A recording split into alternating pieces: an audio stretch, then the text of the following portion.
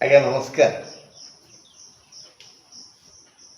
ଅଶୁଭ ଗ୍ରହ ବେଳେବେଳେ ଆମେ ଆମର ସାଙ୍ଗକୁ କହିଥାଉ, ଆମ ଘରର ସଦସ୍ୟଙ୍କୁ କହିଥାଉ ଏଇଟା ଗୋଟେ ଅଶୁଭ ଗ୍ରହ ଗୋଟେ।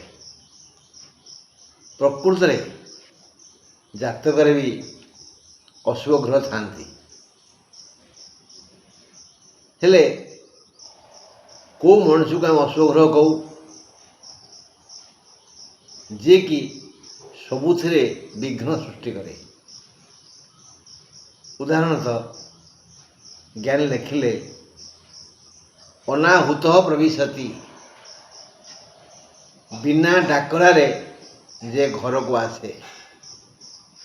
ଅପୃଷ୍ଟ ବହୁ ଭାଷତେ, ବିନା ପଚରାରେ ଗୁଡ଼ାଏ ଗପିଯାଏ। ଅବିଶ୍ୱାସେ ବିଶ୍ୱସିତି, ଅବିଶ୍ୱାସୀକୁ ଯାହାକୁ କେହି ବିଶ୍ୱାସ କରନ୍ତିନି ତାକୁ ସେ ବିଶ୍ୱାସ କରେ, ଭରସା କରେ, ଆଶ୍ରା କରେ।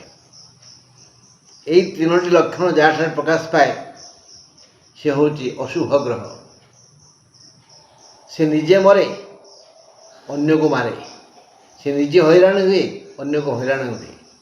ସେ ଯାହାକୁ ଆଶ୍ରା କରିଥାଏ ତାର କ୍ଷତି କରେ, ଆଉ ଯିଏ ତାକୁ ଆଶ୍ରା କରିଥାନ୍ତି ତାଙ୍କର କ୍ଷତି କରେ। ଏଣୁ ସମାଜ ପାଇଁ ଏ ବ୍ୟକ୍ତି ବା ଏ ବ୍ୟକ୍ତିମାନେ ଅଶୁଭ ଗ୍ରହ ଅଟନ୍ତି। ଆମେ ଏ ଅଶୁଭ ଗ୍ରହ ସମାଜରେ କେଉଁମାନେ ଅଶୁଭ ଗ୍ରହ ଏ ବିଷୟରେ 2-4 ଦିନ ଗପିବା, ତାପରେ ପୁଣି ରହିଲି। ନମସ୍କାର।